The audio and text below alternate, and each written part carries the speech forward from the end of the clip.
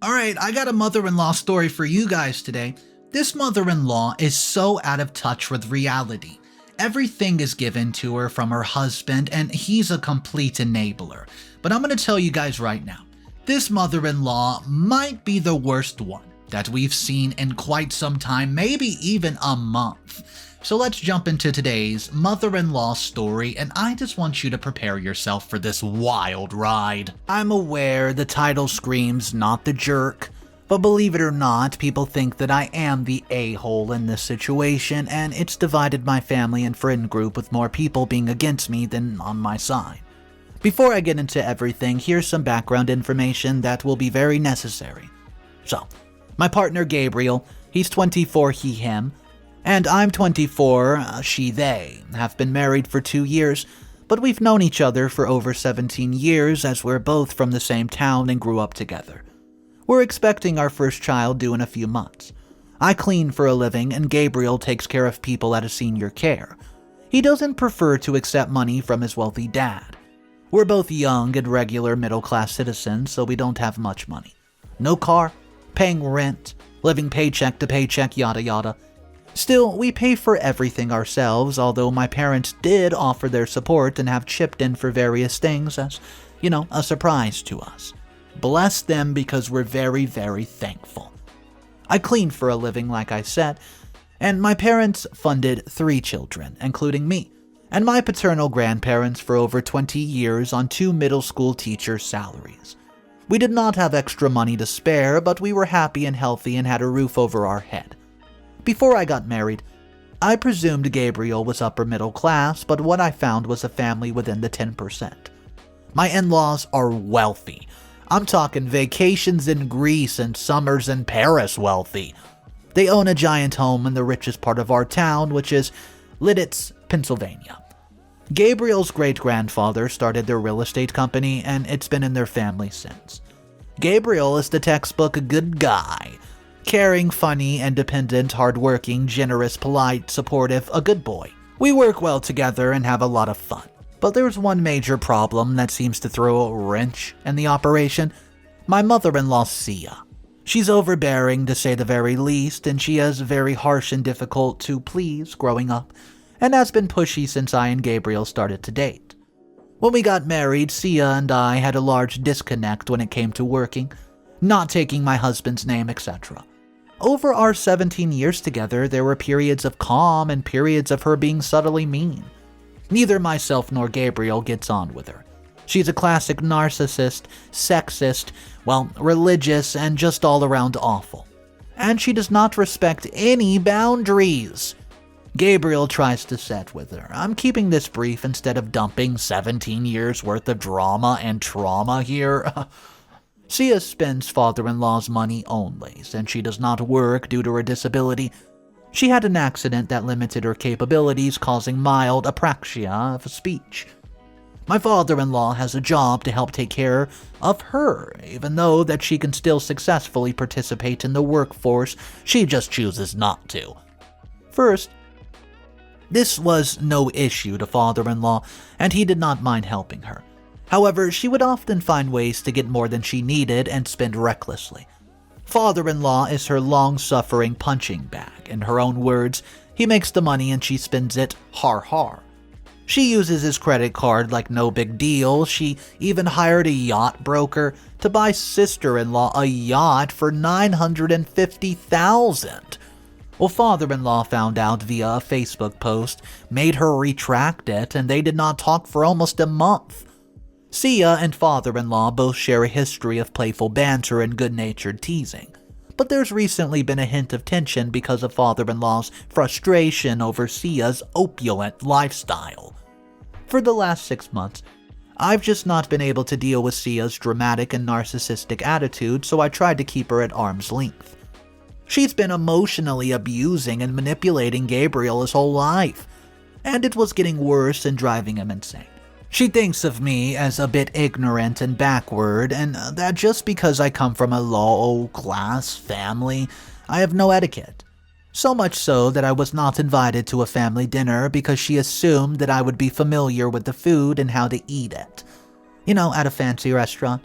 She also openly calls me by her maid's name and claims it's a mistake as the names are similar and she's getting old and tired. Her friends are even worse. One day, Sia and her friends have invited themselves to our house for the weekend. When they actually heard that I have depression, I mentioned it on accident, and yes, that was my biggest mistake. One of them, Karen, yes, that's actually her ducking name, and she behaves, looks, and thinks just like the typical Karen would. Anyways, had the nerve to tell me, you don't actually have depression. I've known people with depression, and you are not it. It's a simple, your mindset can change. If you had depression for real, you would have hurt yourself by now, or at least tried to. And so on and so on. Even though I never asked her opinion, nor have I ever tried to convince someone of my diagnosis, she would not drop it.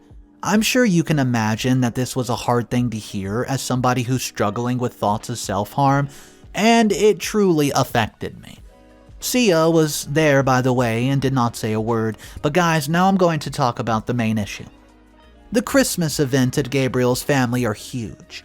Not just in their vibrant scope and importance to the people involved, but in the size as well. His extended family is larger than mine, as Sia has a lot of siblings, which means Gabriel has a lot of cousins. Moreover, Sia is someone who wants her best friends and their kids and all their boomer friends, purely so she can show off. I, however, host my family on Christmas Day at our house every year.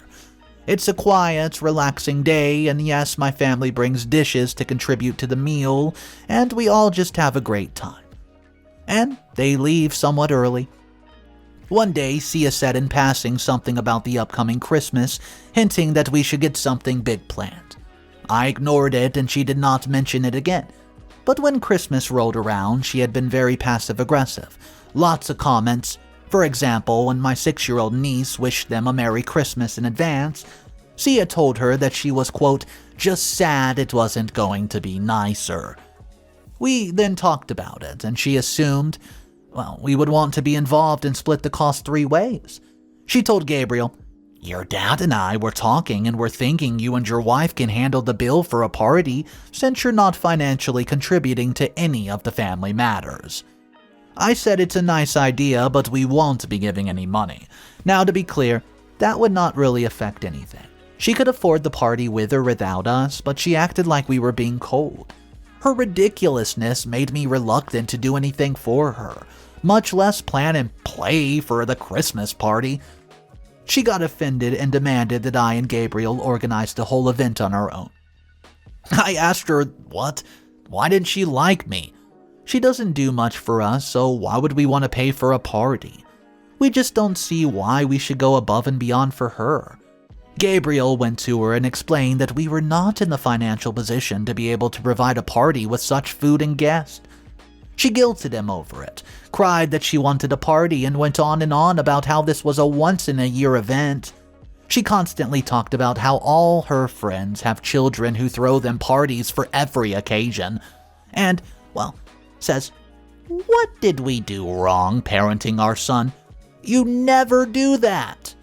Actually, she was very controlling and a manipulative mother whom our children wanted little to do with, although in her mind she was wonderful. In the end, we agreed and found very creative ways to provide a party.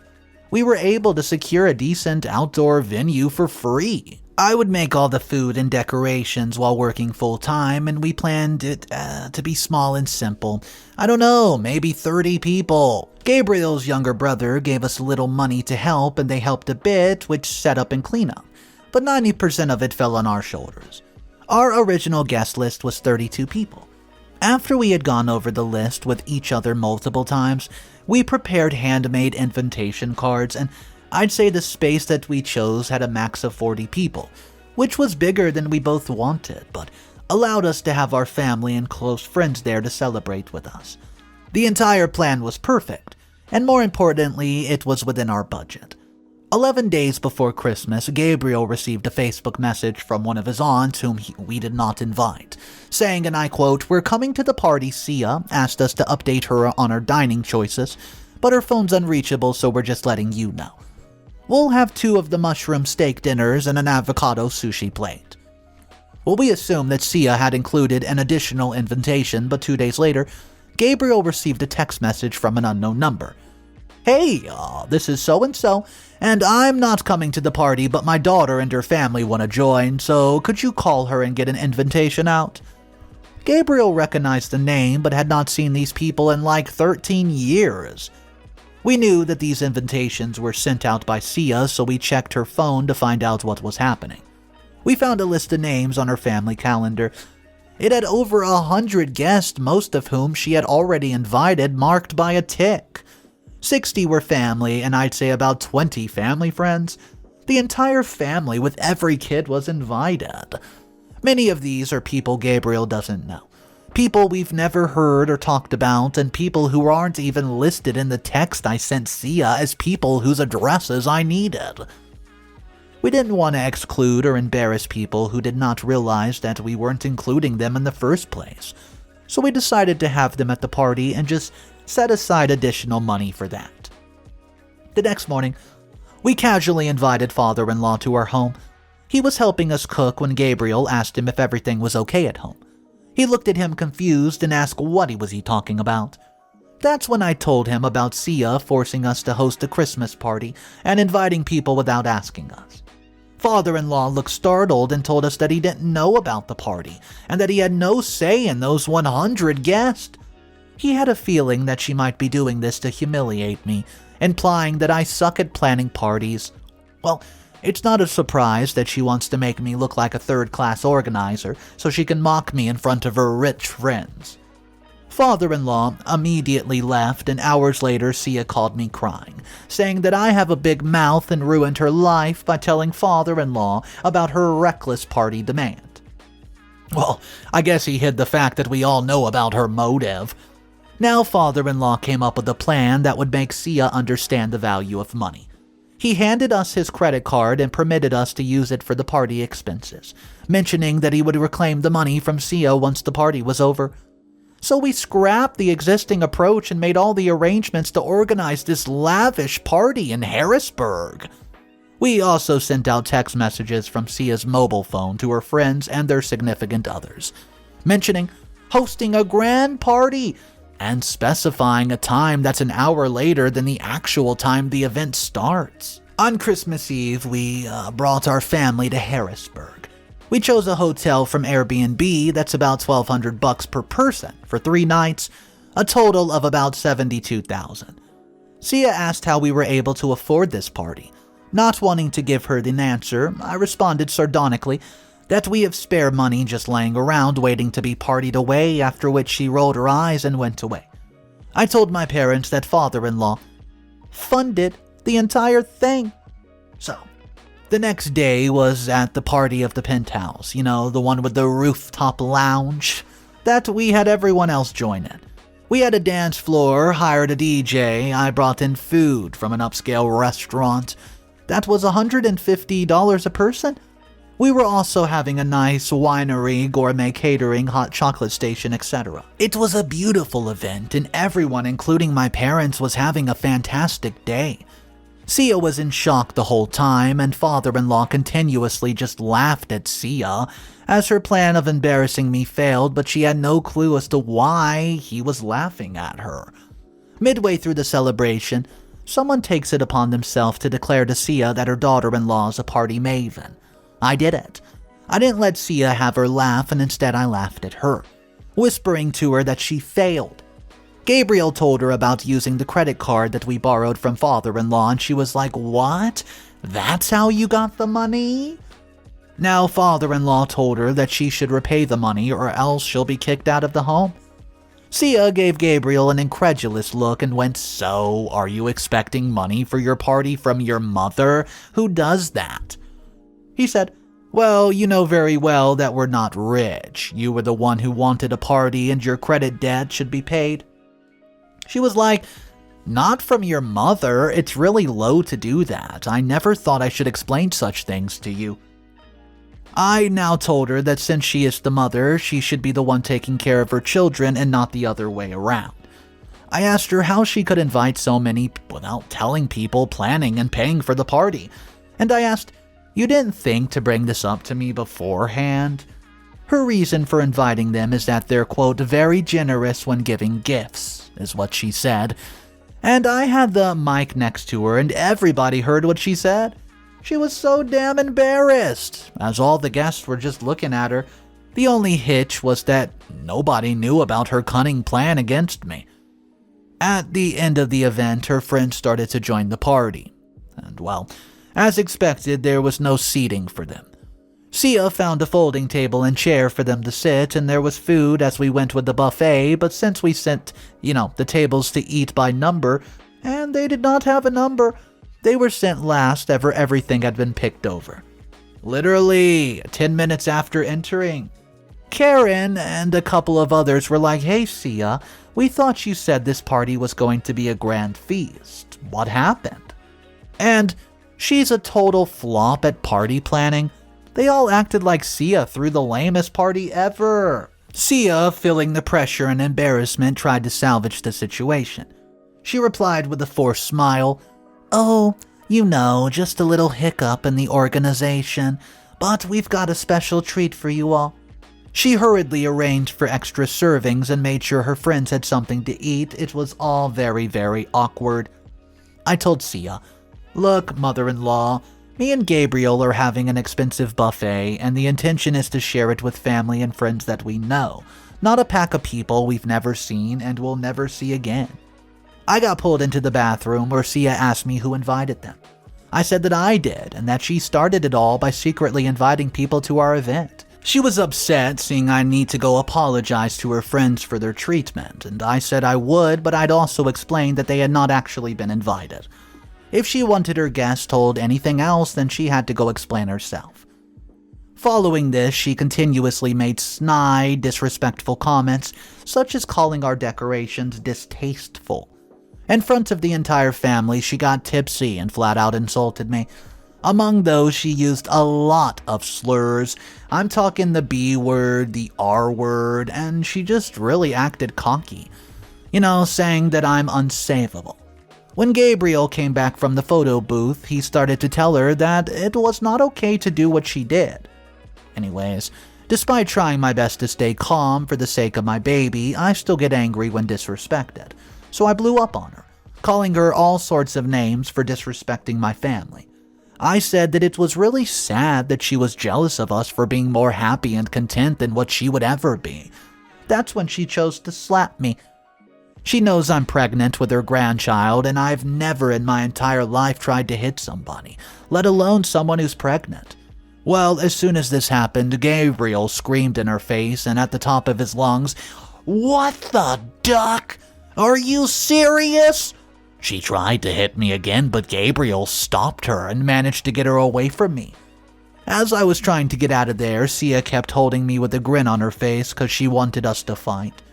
Gabriel kept trying to hold her back, and I was able to get out of there. As I got out, she tore my shirt apart from the front, and Gabriel tried telling her that the kids were there and to stop, and she still came up to me and starts to pull my hair and hits me in the face. Now, Gabriel grabbed her, practically dragging her outside, and his yelling could probably be heard down the street. All the guests glanced over, though Sia could barely hide her face in front of everyone as she was kicked out by her son. She still didn't want to leave, so sadly we had to call for a police officer to escort her out, and she proceeded to cause a scene, screaming at the guests that the officer was brutalizing her. He was barely guiding her with his hand on her back, no cuffs at all. Most of her friends sided with her, yelling that everyone says strange things and gets physical when they're drunk, so we kicked them out along with her. Father-in-law ends up taking Sia home after what happened, and me and Gabriel went to the hotel, changed clothes, and packed all our stuff. As soon as Sia got home, she called Gabriel crying and basically ordered him to divorce me.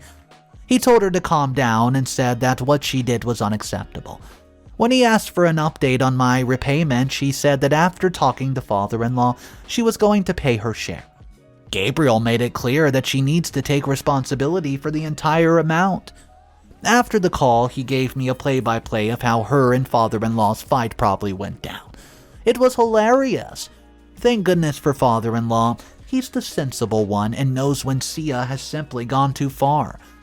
Somehow we thought that, was going to be the end of her ridiculousness.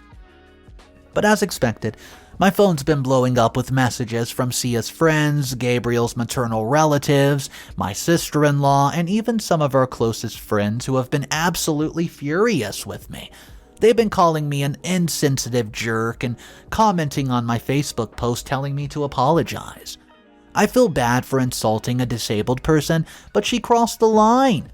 Gabriel is 100% on my side.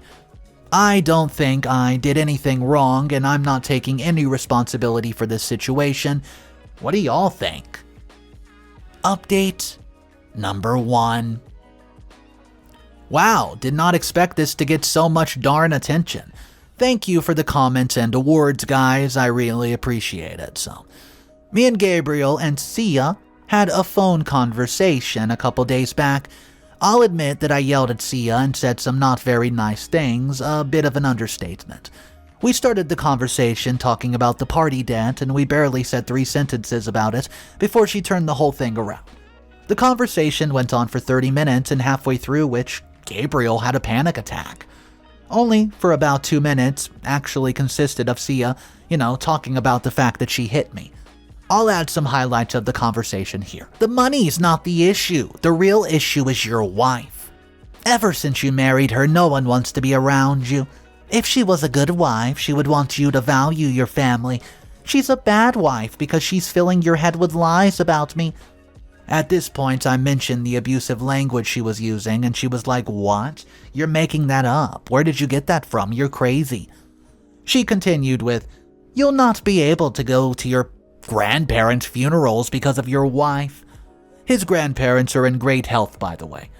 And this one, "Your mother has done nothing but love you, and she gets treated like this." She went on and on, to which I lost my temper, mostly because I was mad that all she was doing was talking about me and not the fact that she beat me. Gabriel ended the conversation by saying, "We just need to know a few things. Do you take responsibility for the party expenses?" "Yes." "Okay. Are you going to pay them back in full?" "Yes."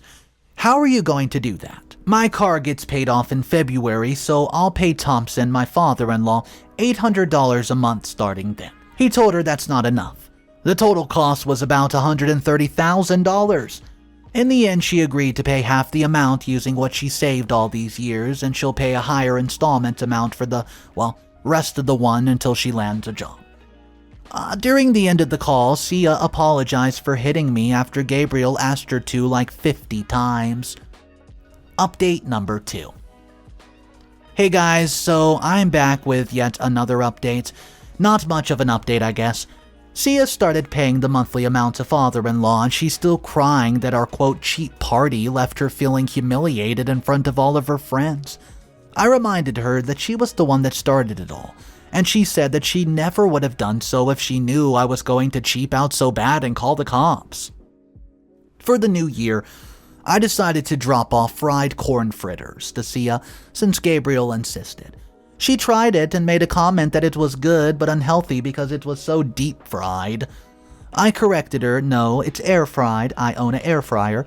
She went on a rant about how air fryers are expensive and that Gabriel needs to save up money for our child because of our ridiculous rule to not accept financial help from his parents. I told her that I make my own money, that I used to buy what I want, and since it's not her money, she needs to get off her high horse.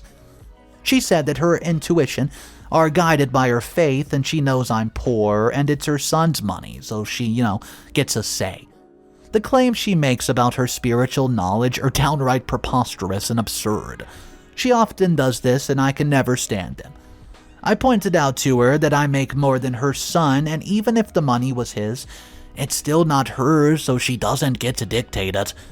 I'd like to have no contact with her for the foreseeable future. Just the thought of ever seeing her face spikes my anxiety.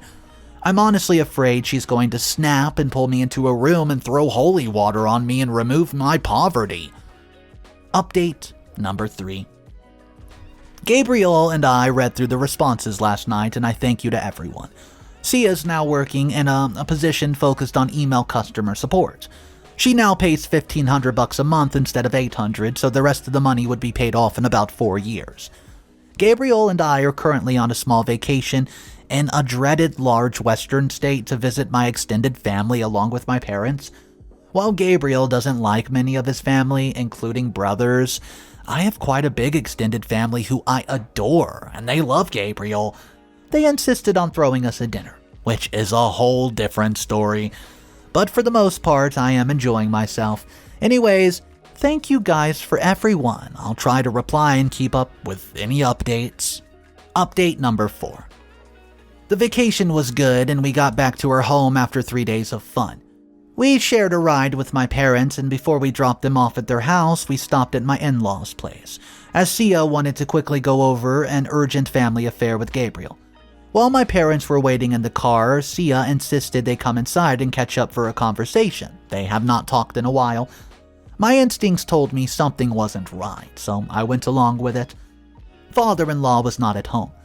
As well, all were having a cup of coffee together, and Sia said, "Now, I hope I don't offend you by asking, but why does your daughter have to work when she's pregnant? Is your family that poor?"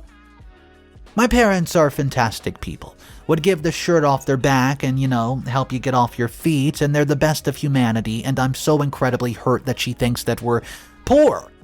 Honestly, the thing she says is so ridiculous that I'm always so shocked for a witty response, and I'm kind of just staring at her aghast and then blurted out, "I'm glad I work. I'm a better person for it." And Gabriel added, "Yeah, her parents aren't sexist and don't treat their kids differently because of gender. But why did you not ever work until recently? Did you find the workforce too challenging?" At one point, my father mentioned that they really cared for and liked Gabriel, which Sia responded, "Yes, we know. That's how we raised them. We actually know what we're doing."